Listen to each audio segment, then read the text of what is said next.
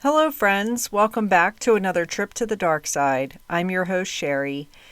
We've got a story from 1996 today. It's one of those rare stories that gives us a clear beginning and a definitive tragic end, but it's the middle part. We've got a chaotic, confusing middle part that is the real mystery. What on earth was happening to 31-year-old Blair Adams in those final frantic days of his life? What drove him to act so erratically, to travel thousands of miles and ultimately meet such a terrible fate? In the weeks leading up to his death, Blair became a completely different person. Those who knew him began to worry because he seemed convinced that someone was following him, but no one knew who it was or why. He made it clear that someone was out to kill him, but he didn't elaborate any further. Weeks later, he was found murdered 2,600 miles from home. Knox County Sheriff Jimmy Jones said of Blair Adams, "It was the most interesting and strangest case in my 38-year career so far." This is episode 162, The Case of Blair Adams. We're going back to 1996 for this one. Good old 96. Gosh, that's a long time. Bill Clinton was president of the U.S., Dolly the sheep was the first mammal cloned from an adult cell. Nintendo released the Nintendo 64. The Chicago Bulls were dominating basketball. Braveheart won Best Picture. A gallon of gas was $1.23. People were probably complaining that it was too high. The Summer Olympics were held in Atlanta, Georgia. One of the biggest true crime cases in the century happened, and that was JonBenet Ramsey. And in weird news from 1996, it's not really weird news, it's more wholesome news, I guess. A man in Spain was visiting Stockholm, Sweden, when he stopped into a church to pray. There was a casket inside with a man's body in it, so he signed the guest book. He did his prayer and he left. Well, he's later contacted because the man who died didn't have any relatives or heirs. In his will, he noted that whoever prays for my soul gets all my belongings. The man was a real estate developer and had millions of dollars that went to this guy who just walked into a church to pray. Blair Adams was born December 28, 1964, making him 31 years old at the time of this story. He is Canadian and lives in Surrey, Canada, which is a 1-hour drive from Vancouver. Not a lot is known about Blair growing up. The details are limited. I don't know who his dad is. His mother's name is Sandra, and he has a stepdad, but I don't know his name either. We do know that Blair is 31 years old. He works as a construction foreman for his stepfather's company. This company did work in Canada and also Germany. Blair was very proud of his position at this company and all the work he does. He was known by friends and family as hardworking and optimistic. He had recently traveled to Germany 1 year earlier, which was 1995. The crew worked there for a bit building an assisted living community before returning to Canada. According to Tales from the Underworld, Blair began seeing a German woman while he was working over there. His coworkers said that Blair was angry and confrontational a lot on the job. The woman he was dating in Germany described him as a gentleman. There's a lot of mixed descriptions about Blair. Some say he's angry all the time. Others say he's very kind. I think it's that Blair was this happy-go-lucky guy most of his life, but in his final months, there was something in him that changed, which is why there's so many mixed reviews. But by most accounts, he was a friendly, well-liked guy. Blair didn't have any known enemies, and there's no evidence that he was involved in any criminal activities. Blair has been back home in Canada for the last 6 months, and there is this major shift in his life in the early summer of '96, which were the weeks leading up to his death. Blair was no angel in his past, and that's okay. He had a couple assault charges on his record, but it had been many years since he'd been in any kind of trouble. We know he had issues with substance abuse and drinking in the past. However, he's been clean and sober for the last 2 years and is doing really well in recovery. He attends Alcoholics Anonymous classes every single week like clockwork. He has a sponsor. He never touched drugs or alcohol again, as far as anyone knows. But suddenly he abandoned his support network because he stopped attending his Alcoholics Anonymous meetings. No one knows why he quit since he was super involved with the meetings. A lot of people cared about Blair and they were concerned about his well-being. People close to him wondered if something happened. Maybe he relapsed, maybe he lost faith in the recovery process, or maybe his anxiety and paranoia had gotten so bad that he didn't feel safe being around others anymore. Whatever the reason, it marked a turning point in his life. While no one directly saw Blair drinking again, his sudden isolation made people who care about him really concerned. He's anxious, he's being secretive, he just seemed very off, like there was something bothering him. He even began leaving the job site unsecured at the end of the day, which you can't be doing. There's thousands of dollars in equipment and tools, but Blair would just forget to lock it, something he never did before. He told his coworkers that he didn't think he could carry on any longer here. According to writing for Tales from the Underworld, these coworkers encouraged Blair to go see a doctor, but he never did. Instead, he quit his job that he loved so very much. He didn't even bother to collect his last paycheck. He told his ex-girlfriend in Germany that he was worried that former coworkers from Germany were going to return to Canada and track him down. He wouldn't elaborate any further, though. He told his mom that people were spreading rumors about him. Sandra told Unsolved Mysteries in 1997, quote, "Something was obviously very much the matter. He hadn't been sleeping well. Something was wrong. I asked him numerous times what was wrong, and he said, 'I don't think I should tell you about it.' And to this day, I don't know what it is." That's got to be so frustrating. Around early July, he began showing signs of deep anxiety. Friends, coworkers, and his mother reported that he seemed fearful and agitated. He spoke about people trying to kill him, although he wouldn't say who these people were. He stopped sleeping, he lost weight, and seemed constantly on edge. According to Knox News, Blair visited an ex-girlfriend in Vancouver, and he visited his mother, where he began crying about quitting his job. He drove to his uncle's house 4 hours away, but his uncle wasn't home at the time. This lets us know what kind of shape Blair was in. If you're visiting someone who lives 4 hours away, most would check to make sure the person would be home before you got in your car and started driving there. Blair's anxiety escalated to the point where he took drastic action.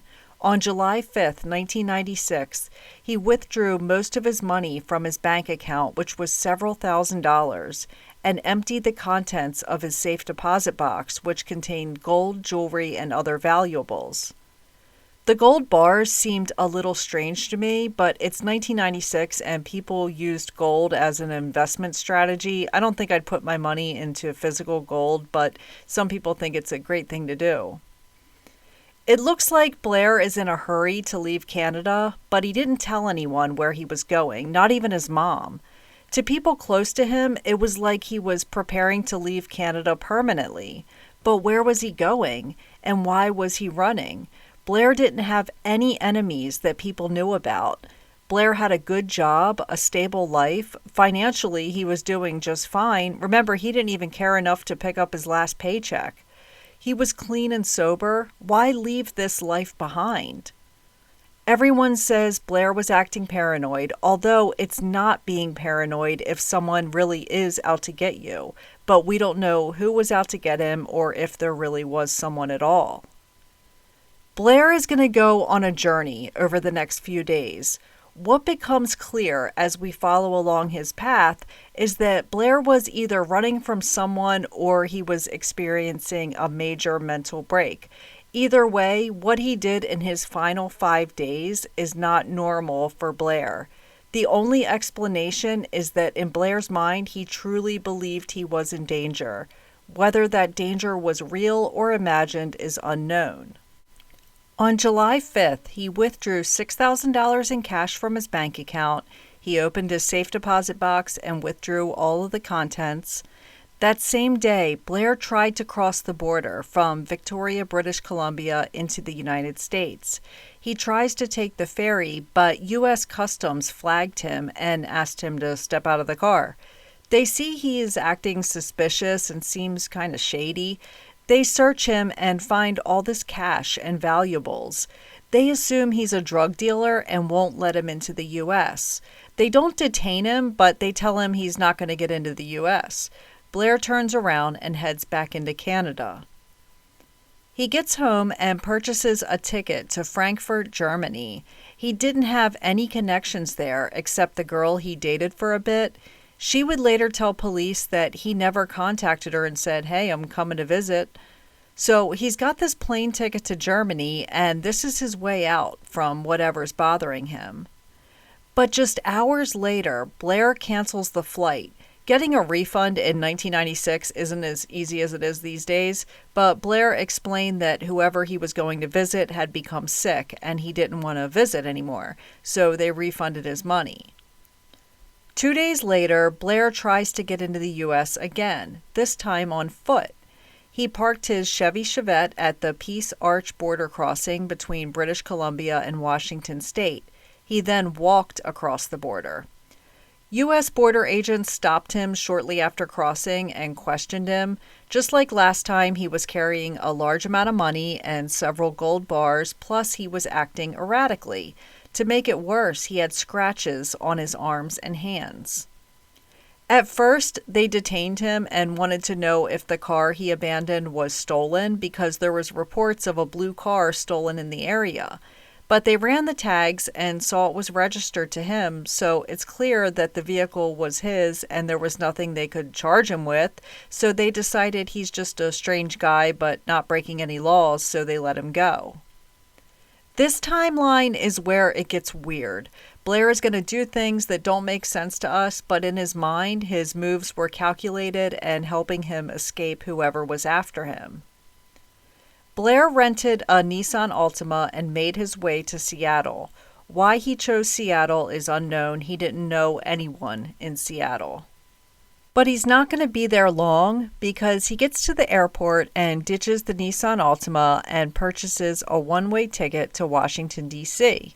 Every report about this case brings up that this cross-country plane ticket cost around $800, but a round-trip ticket from Seattle to D.C. and back would have been $400, because of course it would. I never understand why prices are the way they are. That's twice as much for half the trip. Anyway, Blair paid the $800 for this one-way ticket when he could have paid $400 and got a round-trip ticket. Blair is now in Seattle and has a one-way ticket to Dulles Airport near Washington, D.C. He lands in D.C. and rents another car. This time it was a Toyota Camry. Then he begins driving south to Knoxville, Tennessee. Why he didn't just take a flight from Seattle to Knoxville is unknown. Knoxville is about 6 hours away from D.C. There's an airport, the McGee-Tyson Airport, about 20 minutes outside of Knoxville, but for whatever reason, Blair is going to drive there instead. Just like Seattle, Blair has no connection to Knoxville, Tennessee. He's a guy from Vancouver, Canada. What the heck is he doing alone in Knoxville? Just to pause, many people point out what Blair is doing. All this zigzagging is to lose whoever is allegedly following him. If he drives, then flies on an airplane, then drives again in a different direction, maybe the person would lose him. But how did he know that they were keeping up with him? It's 1996. He doesn't have a cell phone. Is he watching in his rearview mirror? Did this person board the same plane as Blair? Many have wondered if there was a tracking device in Blair's bag that this person is using to follow him. But again, does this person even exist at all? Sometime during his commute south, he had a minor car accident in a parking lot. He and another car collided, and Blair gets out of the car. The other driver said that Blair was kind, but he was in a hurry. He just wants to go. Blair gave the driver his information. He said he was sorry and he left. Blair reaches Tennessee the afternoon of July 10th. He was at a BP gas station and is having trouble getting his Toyota Camry rental car started. So an interstate service repair guy comes over, a man named Gerald Sapp. He arrives and asks him what's wrong with his vehicle. Blair explains that it's a rental car and it's not starting. Gerald tells him, "Well, I see what your problem is.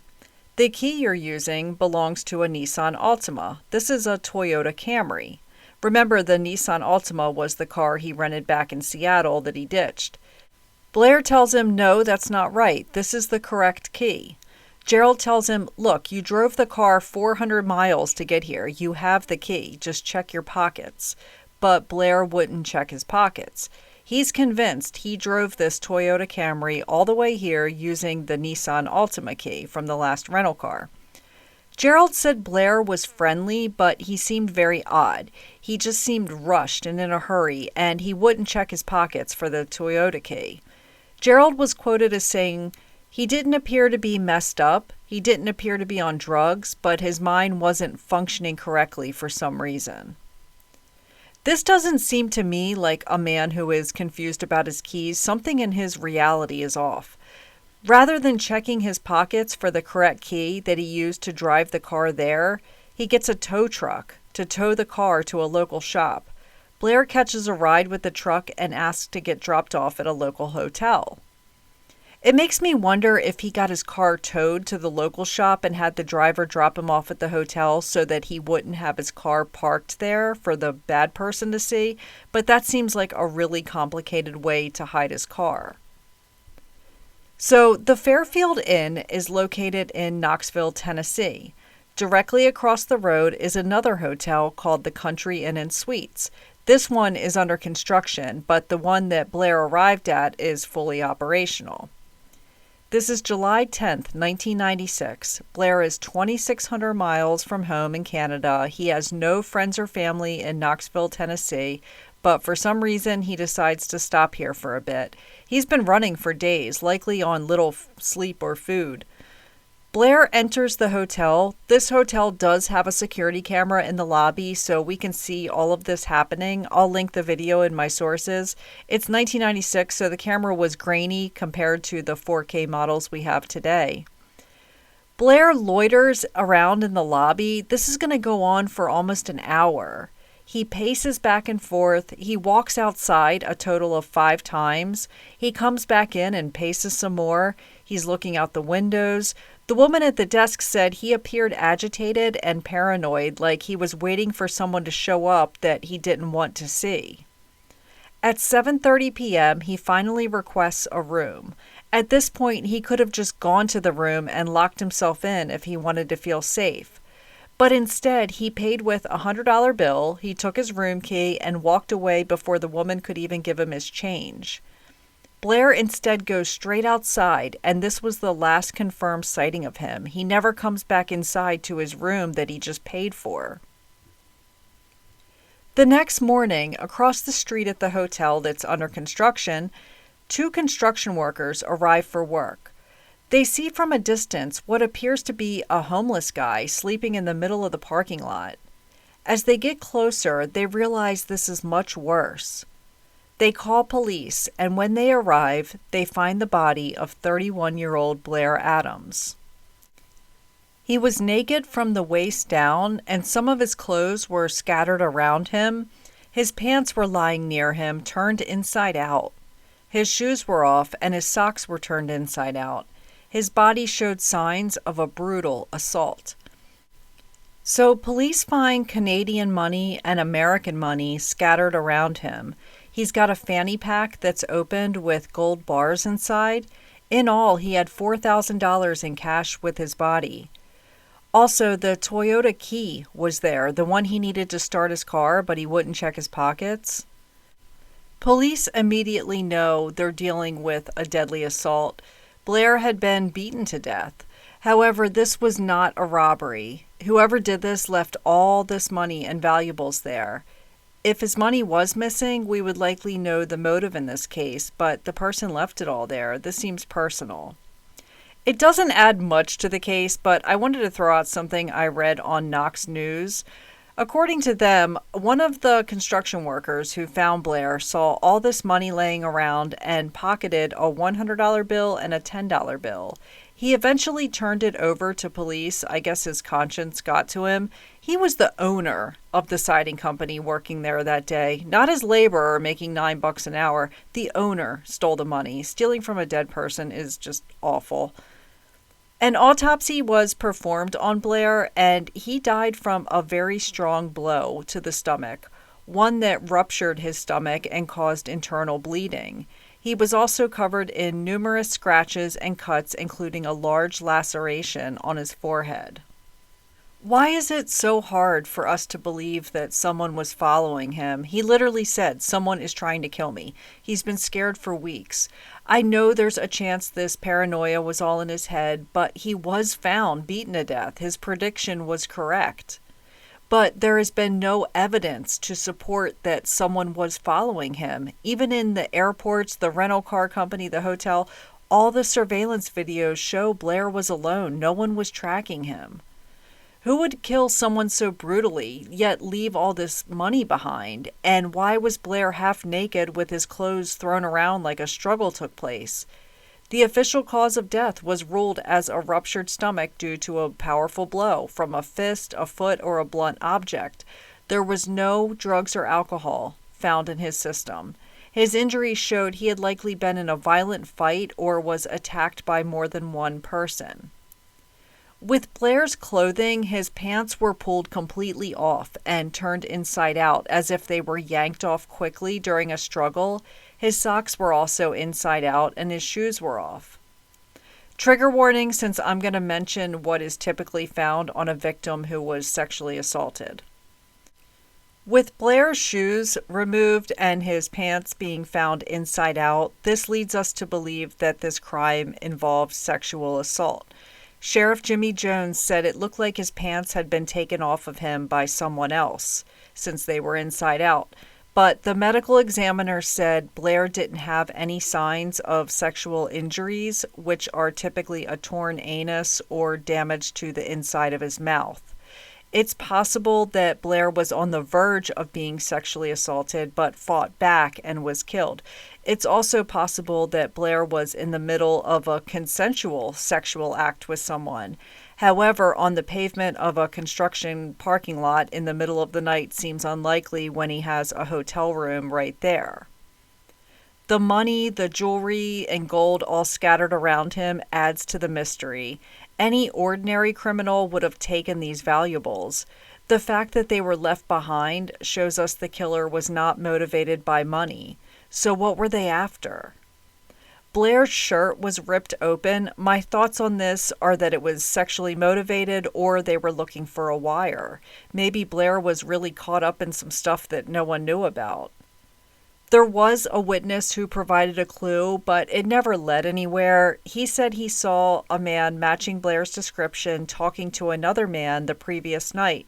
The problem is that Blair has a familiar appearance to a lot of people. He's an average height white man with brown hair. But this witness said he overheard them talking about Canadian money, so this seems a little more credible. Except Blair didn't want to talk to anyone. He was constantly moving. He didn't stay in one spot for more than a moment when he was out. Look at how he was acting in the hotel lobby. I doubt he would have a friendly conversation about money. We're going to go through the theories in a moment, but I wanted to mention that many years after Blair's death, his mom was interviewed. I believe this was 2017. According to Knox News, Sandra said her son Blair had been on his way to see the 1996 Summer Olympics in Atlanta, and that was the whole point of the trip. Well, that's odd because she never told authorities this piece. Maybe it was something he told her so she wouldn't worry about him traveling thousands of miles from home to run from someone.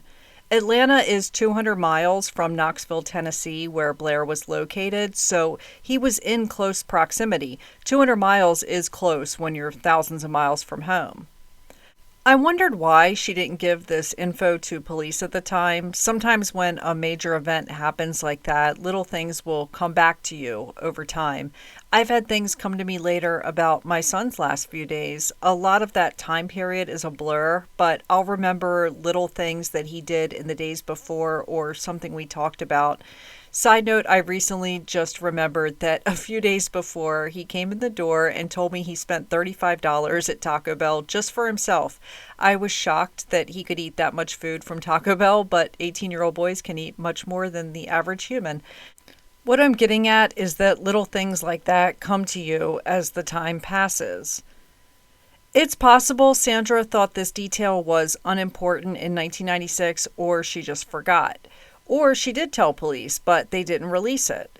When Sandra was contacted by reporters in 2017 by phone, the report noted that the calls were answered by her angry husband, who said the chances of solving this case are, quote, remote as hell, and also said, we're not going to open that can of worms again. I get it's been 21 years, but I was surprised that he said that since this was his stepson. Blair's mom, Sandra, passed away in 2020. Unfortunately, she died never knowing what happened to her son. Let's get into the theories. These are some of the most discussed possibilities. Theory number 1, he was running from someone. This is the most widely talked about theory, that Blair truly believed his life was in danger and that he fled Canada in an attempt to escape whoever was after him. His erratic travel, from border crossings to buying and refunding a ticket to Germany to getting a plane from Seattle to DC, then driving to Knoxville, could support this idea. But if someone was chasing him, who were they? And how did they find him in Knoxville? I wondered if he owed someone money, but Blair was financially doing okay. He had $6,000 in his bank account, which in 1996 is a good chunk of cash. Plus, he wasn't on drugs, he was clean and sober. Also, it's hard to believe that in 96 someone could follow someone else 2,600 miles and not lose them, especially with how erratic Blair's driving path was. He's zigzagging from one town to another, he's renting cars, he's flying. That's a lot to keep up with. Could someone have really been following him across the U.S. border and multiple states? That would take a lot of effort. Theory number 2, some people believe Blair may have been experiencing a mental health crisis, possibly a psychotic break or paranoia brought on by an undiagnosed condition. This could explain his fear, his strange travel pattern, and his belief that people were out to get him. Would someone in a mental health crisis have been attacked and killed so brutally by chance? Did he cross paths with someone dangerous? That leads us to theory number 3. Was this random attack by a stranger? Was Blair feeling paranoid and pacing around outside in the parking lot and someone local approached him and beat him to death? A random act of violence like that would likely be due to a robbery. Nothing was taken. What did a resident of Knoxville, Tennessee gain by beating Blair to death and leaving? However, it could be the person was in the commission of this assault and possible sexual assault and heard something or got spooked, so they took off and left all the money there. But the nature of the attack, which was a fatal stomach rupture, doesn't match a typical robbery where a gun or knife would be more common. Theory number 4, some have speculated that Blair may have been involved in something he kept hidden from family and friends, like major criminal activity, or maybe he angered someone really dangerous. There's no solid evidence to support this, though. His background doesn't show ties to crime. It's a lot of effort for someone to follow a person to a different country unless millions of dollars were at stake, something at that level.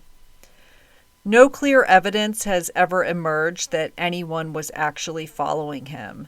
No threatening calls, no known disputes, no stalker identified in either Canada or the U.S.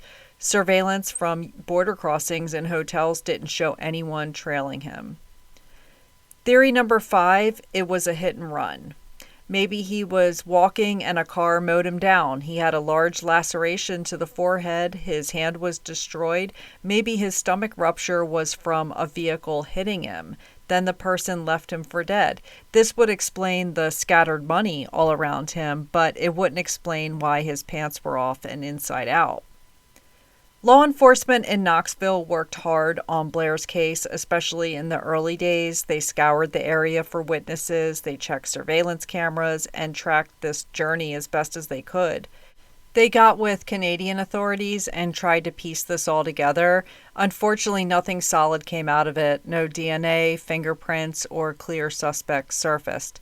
And with Blair being a Canadian citizen traveling without telling anyone his plans, retracing his steps was really hard. The Knox County detectives have came out and said they are frustrated that there is no clear motive, no pattern, and no suspects.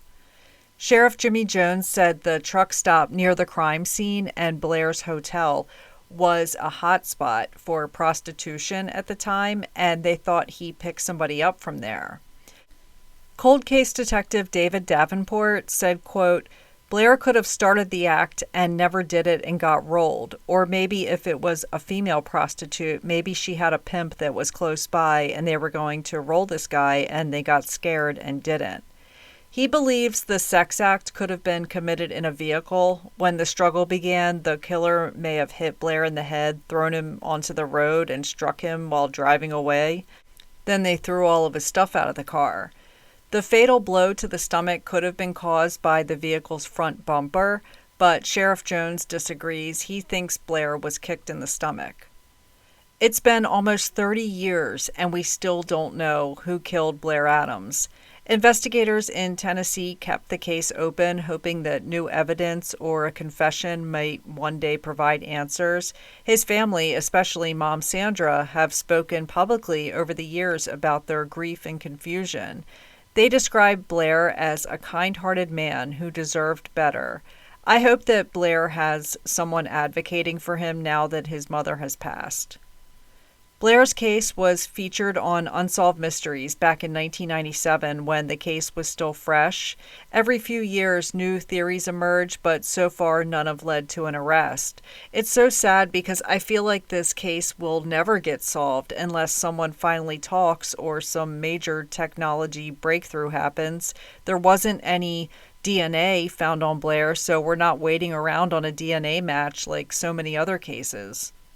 I agree with Mom Sandra. Blair deserved better. He was a man with no known enemies, living a normal life, who suddenly found himself in fear and panic, and then ended up dead under the strangest of circumstances. I 100% believe that in Blair's mind, someone was out to get him. I do believe him.